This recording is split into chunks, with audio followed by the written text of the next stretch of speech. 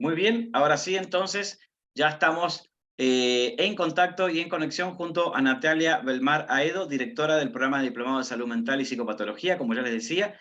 Ella es psicóloga clínica, terapeuta cognitiva procesal sistémica, también posee un magíster en psicología forense, tiene muchísima experiencia clínica, experiencia docente también, y como ya les mencionaba recién, es directora de este programa de Diplomado de Salud Mental. Así que en el día de hoy Natalia nos viene a hablar respecto a lo que es la regulación emocional y salud mental, una mirada comprensiva desde la afectividad y motivación humana. Así que, Natalia, en este momento entonces ya te dejo y te cedo la palabra para que puedas comenzar con este espacio formativo. Bien, muchas gracias. Bueno, cuando pensamos en esta instancia con Adrián y respecto a los temas que nos gustaría compartir, justamente quise plantear este tema de alguna manera desde una de los elementos o pilares que se abordan también durante el diplomado, o que yo específicamente en el módulo que trabajo los voy a profundizar mucho más, ¿cierto? Para quienes cursen el diplomado. Pero hoy día me pareció interesante poder revisar algunas cosas de este tema, principalmente, ¿cierto? Porque la regulación emocional es un pilar o una herramienta fundamental en la psicopatología, en la comprensión de la psicopatología, porque casi todas las formas de psicopatología involucran un componente de la regulación emocional que puede estar alterado. ¿Ya? Por otra parte, como que es un concepto muy usado hoy día, como hablar de, bueno, ahí yo les coloqué una diapositiva, pero la gente dice, ¿cierto? Tengo problemas emocionales, que vengo a consulta porque quiero que me ayude a tener más regulación de mis emociones, ¿ya? O sea, de alguna manera es un campo, ¿cierto?, que está absolutamente presente hoy día, y bueno, y además es un campo en el que yo me he estado formando este último año también, así que quiero compartir un poco algo de eso con ustedes también el día de hoy. Y antes de hablar de regulación emocional, me pareció importante como partir desde esta pregunta, ¿cierto?, que es ¿cómo es la experiencia humana? ¿Ya? ¿O qué podríamos decir acerca de la experiencia humana, de las emociones, para llegar finalmente a esta idea de la regulación emocional? ¿Ya? Deme un segundito. Ahí sí. Me dan un minutito. Estoy con un problema aquí de ruido. Espérenme.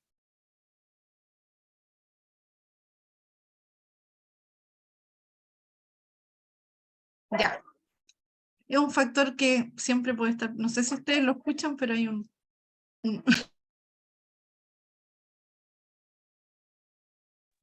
Ahí sí, ¿me escuchan? Ahí sí. Sí, es que se va, ya. Bueno, ¿cómo es la experiencia humana? La experiencia humana, de alguna manera, podríamos decir que tiene varias características, varios elementos importantes, pero quizás quise partir con esta primera idea de la cualidad que tiene de ser intersubjetiva, ¿ya? Nosotros vivimos, ¿cierto?, en un mundo que es intersubjetivo, donde de alguna manera todo el conocimiento que nosotros tenemos de nosotros mismos y del mundo, ¿cierto?, es siempre dependiente del conocimiento de los otros, ¿ya? De alguna manera todo lo que yo conozco durante la configuración de quiénes somos, ya es a través de mi conocimiento de los otros y cómo me siento siempre visto por los otros, ¿ya? Entonces, parte importante de la experiencia humana, ¿cierto?, es intersubjetiva, o posee esta cualidad de intersubjetividad, pero que al mismo tiempo, ¿cierto?, posee un grado importante de individuación, es decir, de cómo yo individualmente voy construyendo mi experiencia, ¿ya? Por sobre todo, la experiencia humana es vincular, ¿ya? Y eso tiene harto que ver con lo que acabo de decir. Nosotros, de alguna manera, siempre o necesitamos, ¿cierto?, como especie humana de un otro para poder sobrevivir, para poder adaptarnos, para poder construirnos, ¿cierto?, como persona. Y ahí el apego, ¿cierto? Como constructo de alguna manera nos da cuenta de eso, ya de un sistema que es bastante personalizado, en donde hay una continuidad, una exclusividad que facilitan, ¿cierto?, este proceso autorreferencial de ir construyendo un sentido de quién soy yo, ¿cierto?, como persona, quién soy yo en el mundo. ¿Ya? Es decir, necesitamos de figuras que son significativas desde lo vincular, desde el inicio al desarrollo, ¿cierto? Para poder irnos construyendo como seres humanos, para poder sobrevivir también, para poder adaptarnos y para poder en el fondo establecer un sistema de coordinación que nos permite sin duda la sobrevivencia. Por sobre todo la experiencia humana es afectiva, ¿cierto? Y, y justamente a través de dos habilidades o capacidades que los seres humanos tenemos y que son tremendamente fundamentales en cómo se va constituyendo la experiencia humana, que es el lenguaje y el mentalismo, ¿ya? El mentalismo de alguna manera nos dota como seres humanos con esta capacidad de poder leer y de poder mirar, ¿cierto?, nuestros estados internos, pero también de poder interpretar, de poder atribuir significado a los otros, ¿ya?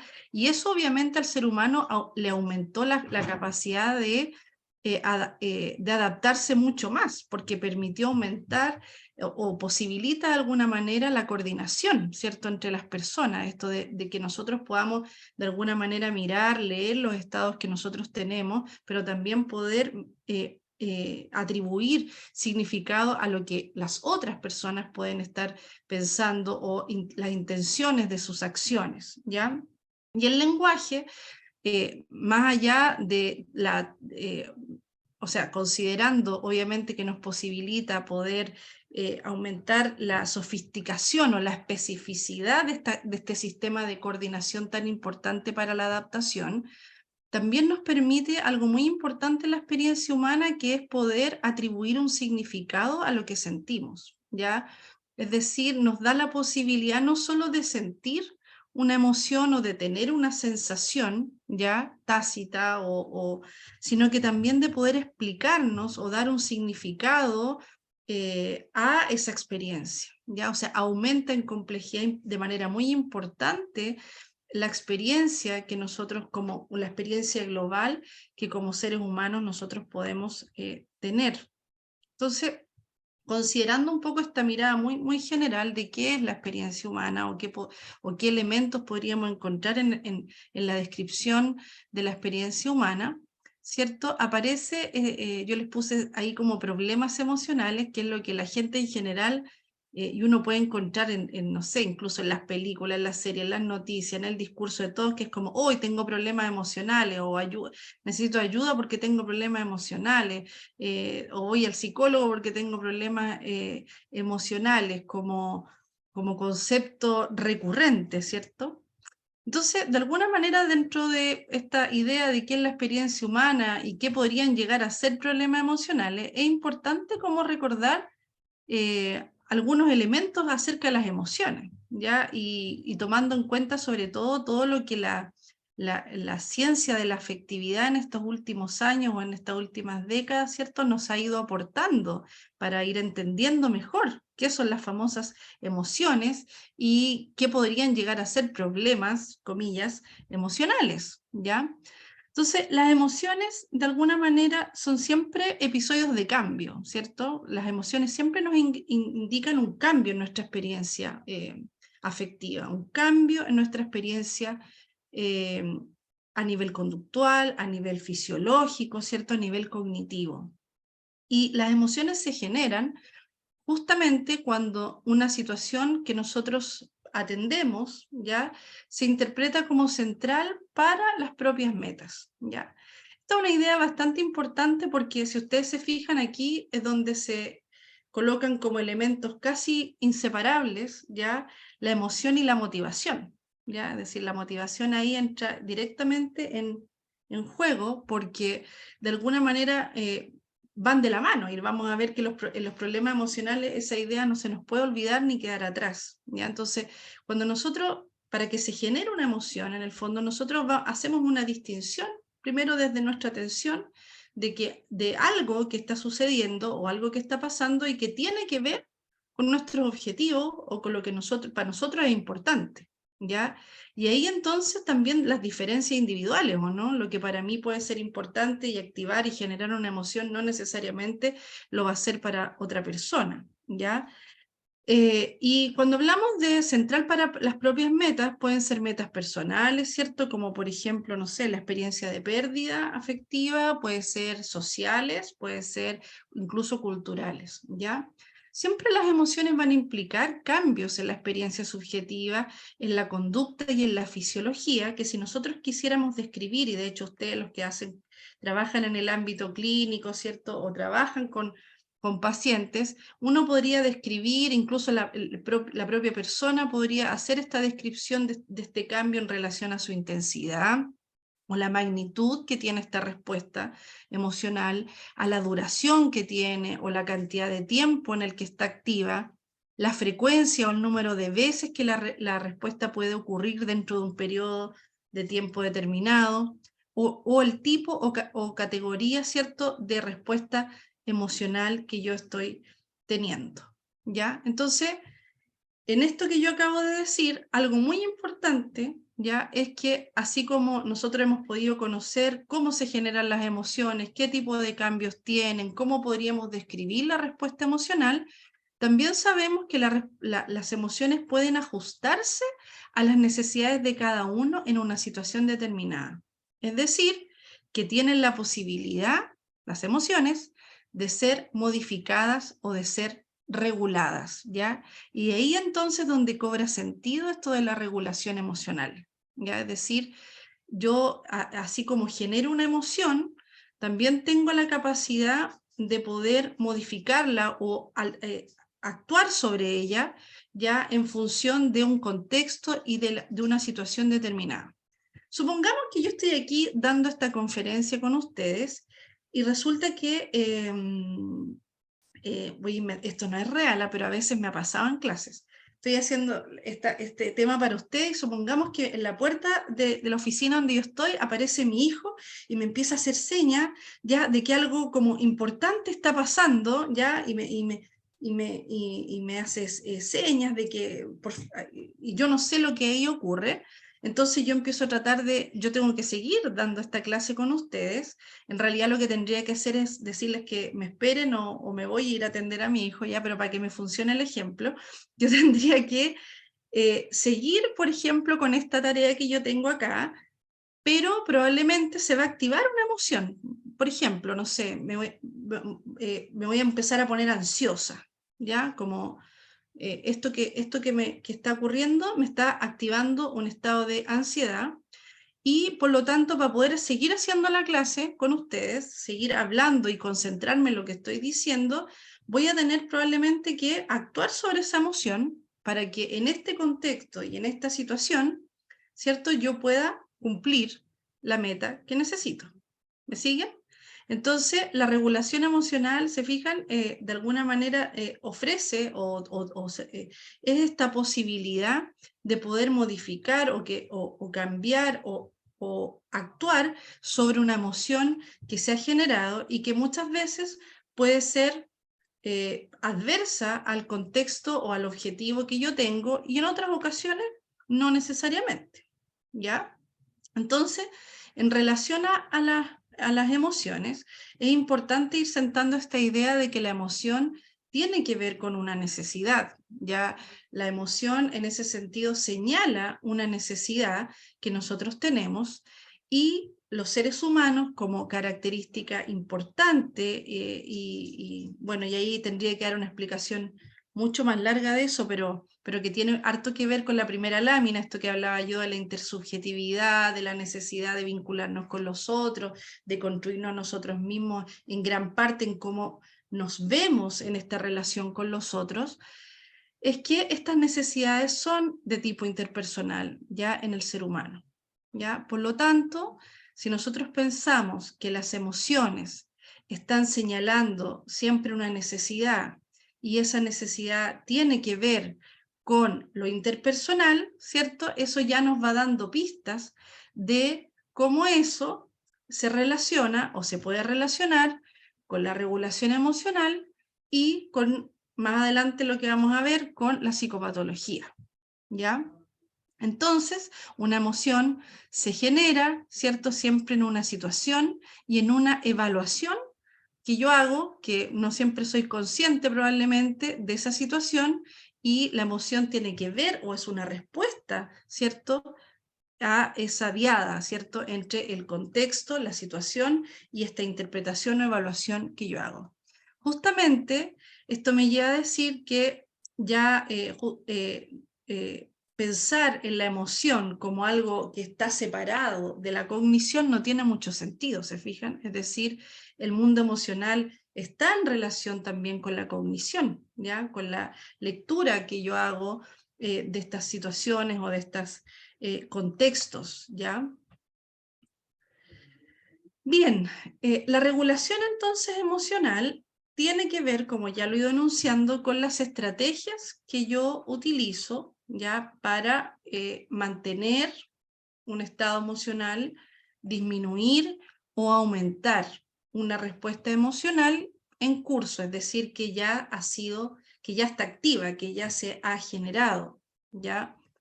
Y de alguna manera la regulación emocional traduce un intento, ¿cierto?, por influir en mi propia emoción, pero también puede ser un intento de influir en las emociones de los demás, ¿ya? Que sería, por ejemplo, lo que ocurre en el caso de los padres con los hijos, ¿o no? Cuando los padres, cuando nosotros vemos que nuestros hijos están con un estado emocional, por ejemplo, intenso, y que por sí mismos a lo mejor les está costando de alguna manera lidiar con esa emoción, muchas veces los padres lo que tratamos de hacer es influir, ¿cierto?, en la experiencia emocional de nuestros hijos e intentar en ese sentido regular, ¿cierto?, de poder ejercer esa influencia en ese caso sobre otra persona, ¿ya?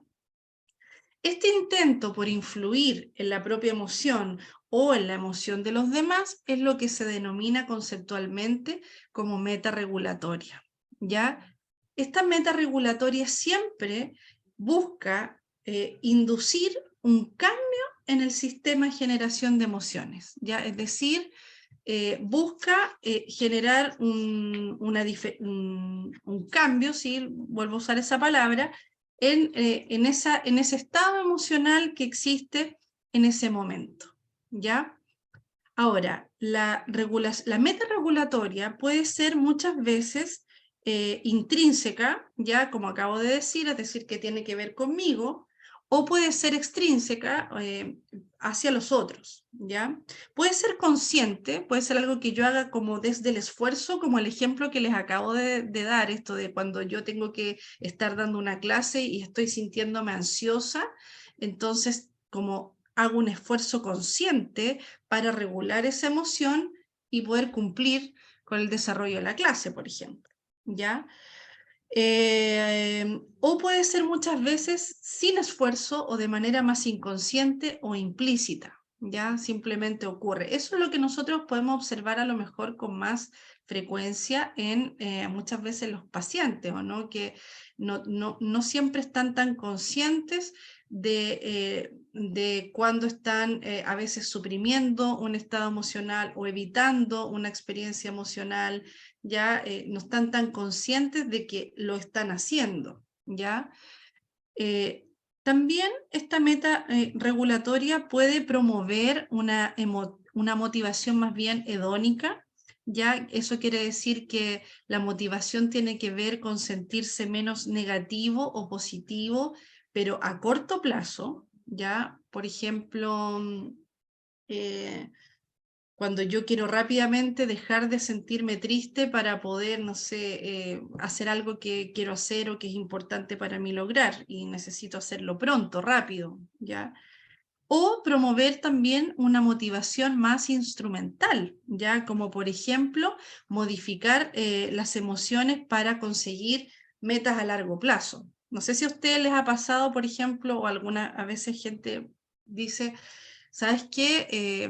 O cuando ustedes a lo mejor estaban estudiando en la universidad y tenían asignaturas que no les gustaban, ya, así como, yo creo que a todos alguna vez vivimos eso, ¿no? Como, ya, este ramo no me gusta, esta asignatura es como terrible para mí, estoy ahí, me siento aburrido, mal, ya, o me pongo ansioso, ya, pero empiezo a pensar que esto, si paso esto, si logro hacer esto, voy a poder conseguir, no sé, ser psicóloga, por ejemplo, que es algo que quiero hacer, o ser ingeniero, o ser, ¿ya? Entonces, de alguna manera, ahí está operando una motivación que se denomina instrumental porque busca lograr un objetivo más a largo plazo.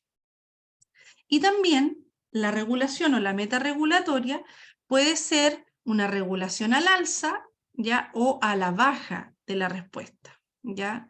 Es decir, la regulación puede actuar cuando nosotros queremos aumentar una respuesta emocional o también puede ser cuando nosotros queremos bajar el nivel de respuesta emocional, ¿ya? En la psicopatología vamos a ver que en general hay una como necesidad vinculada a la baja de la respuesta emocional, ¿cierto? Como a disminuir estados intensos emocionales que pueden ser desagradables o displacenteros para alguien. Y con esta última idea de las etapas, que me parece que es importante como para poder entender la relación con la psicopatología, es plantear de que la regulación emocional no ocurre en un solo momento, ¿ya? Sino que surge en etapas, ¿ya? Y vamos a ir viendo que que hoy día lo que se está viendo, más que estudiando un elemento puntual o la estrategia o el mecanismo puntual de la regulación emocional, es observando cómo esta va ocurriendo en estas etapas y cómo a veces pueden haber fallos en etapas distintas de la regulación emocional que se van a ir relacionando con ciertos síntomas, ¿ya? Existe una etapa de identificación ya de la necesidad de regulación emocional, cuando yo identifico que hay algo que necesito regular, ¿ya? Está la selección ya de lo que yo, la forma o la estrategia o lo que voy a hacer y la implementación de dicho mecanismo, ¿ya? Entonces, de alguna manera, esta idea de que surgen etapas es importante porque yo creo que es importante ir ampliando que el foco, sobre todo en psicopatología, no debe estar puesto meramente en cómo la persona regula la emoción o en la estrategia puntual, sino que cómo esto ocurre en un proceso, ¿ya? Ahora, la regulación emocional, muy importante también, tiene que ver con el apego, ¿ya? El que nosotros, por ejemplo, si nosotros cuando éramos niños, de manera muy habitual, cada vez que algo nos entristecía y íbamos a llorar, por ejemplo, o nos daba pena y nos poníamos a llorar, nuestros cuidadores significativos nos decían, ya, no llore, no llore, no hay que llorar, hay que seguir nomás, ya, o al revés, ya a lo mejor se fomentaba el expresar mucho un estado emocional adverso, obviamente eso también se va a ir relacionando con la manera en que yo voy a ir estructurando o voy a ir armando una manera de funcionar por un lado emocionalmente y al mismo tiempo qué mecanismos de regulación emocional voy a ir utilizando. Es decir, el apego de alguna manera da o tiene que ver con una orientación, ¿ya? Con una tendencia, ¿ya? Que nos ayuda a entender la forma en que las personas experimentamos ciertas emociones y al mismo tiempo las regulamos, ¿ya? Eso, obviamente la relación entonces con nuestros cuidadores tempranos tiene mucho que ver con la manera en que nosotros podamos ir regulando, por ejemplo, en la adultez, nuestra experiencia emocional. Y en esta misma lógica, ¿cierto? Decir que la regulación emocional es sensible al desarrollo y que durante la etapa evolutiva, ¿cierto? Obviamente las herramientas autorregulatorias van a irse desarrollando progresivamente en el tiempo y que va a ser crucial en eso el tipo de ambiente en el que yo me desarrolle, de qué manera yo enfrento o tengo que vivir situaciones que pueden contener más o menos estrés, y el tipo y la manera en que se van dando las relaciones afectivas, ¿ya? O los vínculos significativos, ¿ya? 3 elementos súper importantes que van a tener mucho que ver en la regulación emocional durante, ¿ya?, el desarrollo. Por lo tanto, la regulación emocional opera al servicio de motivos interpersonales, que son que es lo que ya he venido señalando en este rato, y que de alguna manera siempre están en esta diada, ¿no?, de poder lograr lograr un grado de cercanía con los otros y de autonomía con respecto a los otros, y que eso va a ser diferente según el estilo que cada uno tenga, según estas experiencias de apego durante el ciclo evolutivo, etc. Ya.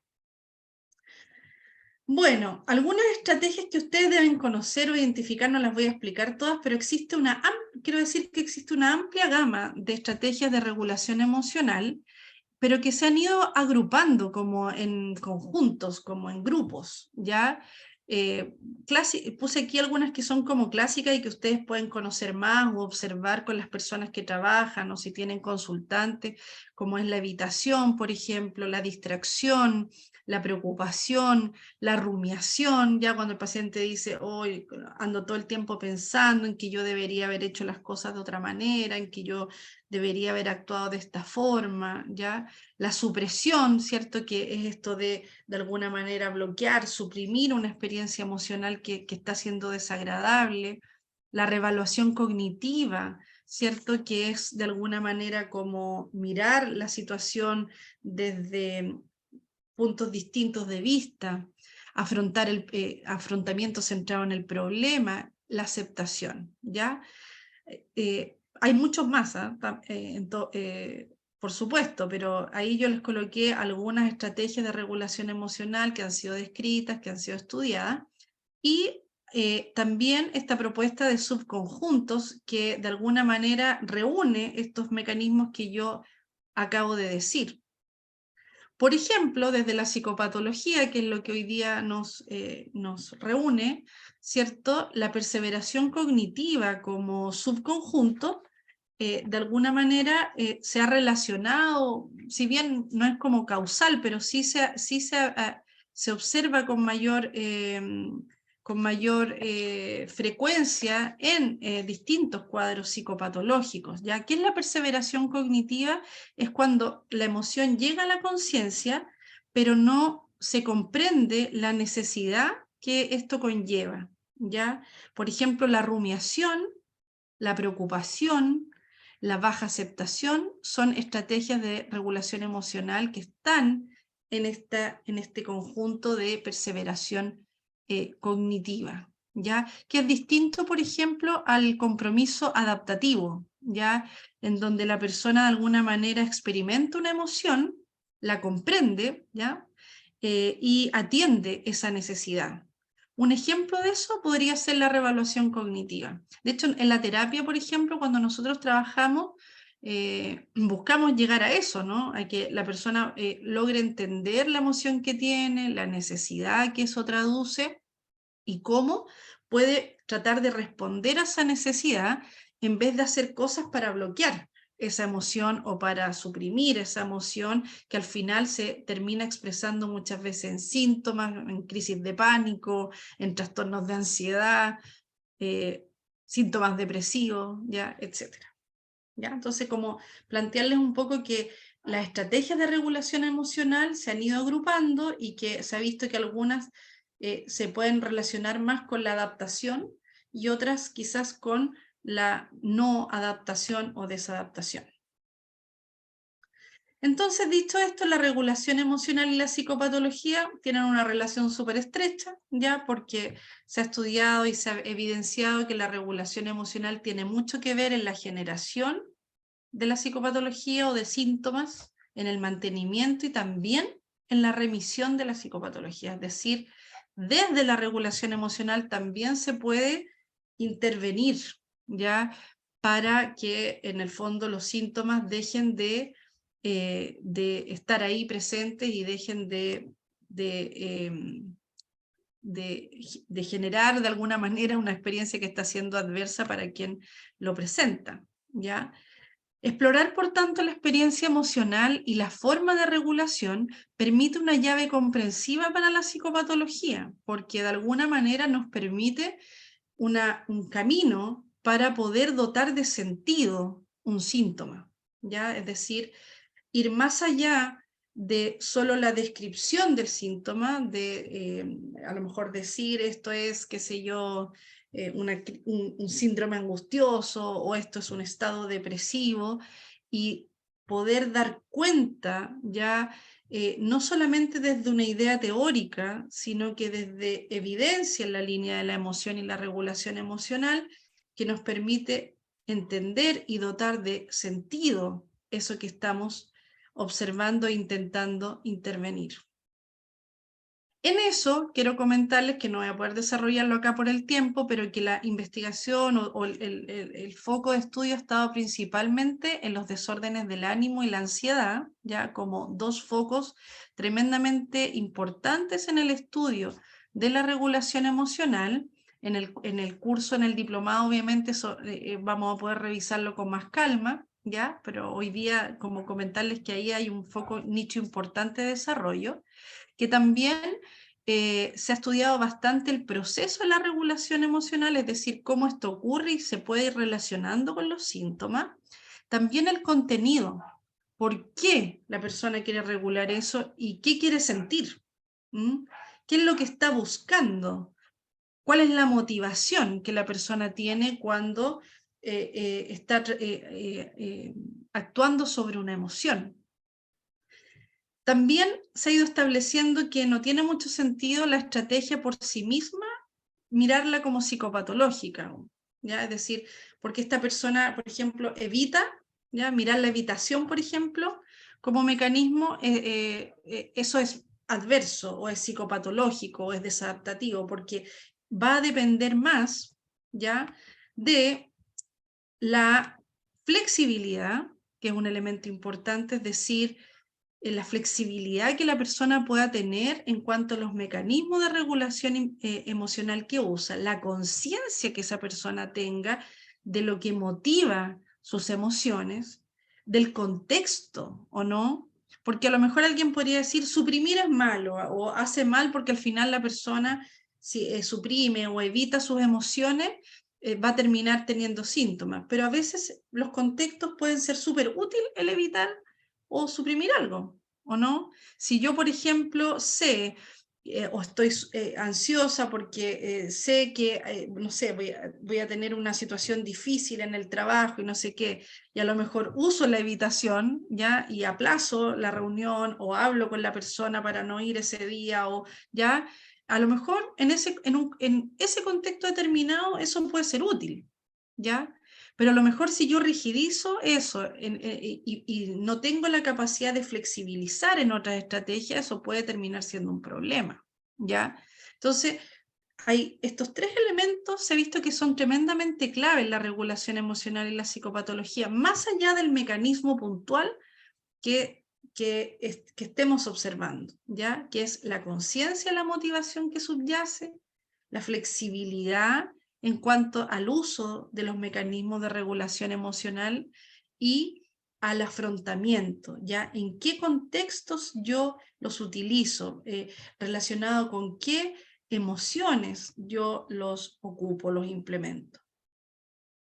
Desde esta lógica, el síntoma entonces es un mecanismo de regulación emocional, fíjense bien, que no encuentra una salida y que por lo tanto busca resolver una necesidad que hay detrás de esa emoción. Una necesidad que lo que partimos diciendo en esta presentación, por lo general, es de tipo interpersonal. ¿Ya? Cuando yo, por ejemplo, a ver un ejemplo que podríamos ver de algo muy sintomático, no sé, tengo una crisis de pánico, y ahí tengo el síntoma angustioso ahí evidente para mí y para los que me rodean, eso está expresando una necesidad, esa es una emoción, ya que puede ser, no sé, de ansiedad al máximo, de angustia, que está traduciendo de alguna manera una necesidad, algo que yo necesito y que no pude resolver de otro modo, ¿ya? Entonces, de alguna manera, orientar la conciencia hacia cuál es esa emoción que está siendo crítica, cuál es ese contexto en el que está surgiendo esa emoción crítica y qué es lo que me está de alguna manera mostrando en términos de necesidades y motivación, es importante. Pero también ver que el síntoma, a su vez, también va a ir generando muchas veces efectos interpersonales. Por ejemplo, la atención de otro, la cercanía, la protección de otro. ¿Se entiende? Entonces, de alguna manera, desde esta perspectiva, es como difícil mirar el síntoma sin vincularlo a la emoción y sin vincularlo a la necesidad o la motivación finalmente de la conducta. Ya, hice un paso rápido porque no quiero usar del tiempo también que tiene mi compañera de equipo Constanza para desarrollar su tema. Así que un poco lo que yo quería hoy día mostrarles es uno de los pilares que desarrollamos durante esto que llamamos mirada comprensiva de la psicopatología, así como también en otro módulo se aborda desde la mirada, por ejemplo, del trauma complejo o desde la mentalización como una fuente para ir entendiendo aspectos que ocurren en la experiencia sintomática. Y hoy día yo quise tomar esto que tiene que ver para mí y en lo personal me hace bastante sentido en el trabajo clínico que yo realizo, porque me ha abierto una llave importante desde la intervención, que es algo que no vimos ahora hoy día en esta presentación, pero que tiene que ver con poder ir mirando de una manera muy orientada y muy clarificadora cuando se trata de mirar el mundo emocional y el cómo la persona está lidiando o intentando de alguna manera resolver a través de estrategias y mecanismos estos estados. ¿Ya? Esa es mi presentación del día de hoy. No sé si hay preguntas, comentarios. No sé, Adrián, si pusiste ahí en el... Sí, yo puse aquí en el chat si había alguna pregunta o algo, pero Ya. no veo nada, así que puede ser que esté sumamente claro todo esto que has planteado. Son puros títulos de la canción, ojo, como Claro, temas que hay que desarrollar. justamente. No, por el momento no, así que yo creo que estamos bien. Voy a revisar de nuevo, a ver si tengo algo aquí en el chat. Si no, sería, bueno, obviamente que hay agradecimientos, todo muy claro. Excelente ponencia, dice Natalia, aquí Germán, y también Fernanda dice todo muy claro por la profe adorada. Ya tienes tu club de fans también acá que te sigue. Pero también, obviamente, como dices tú, es un tema que requiere profundidad, pero bueno, aquí en el fondo lo que estamos haciendo es reflexiones y un espacio de poder tener nociones, ¿no es cierto?, un poco más acotadas quizás del tema, así que muy bien. Bien, Bueno, gracias. Natalia, muchísimas gracias para ti. Voy a detener aquí la grabación hasta acá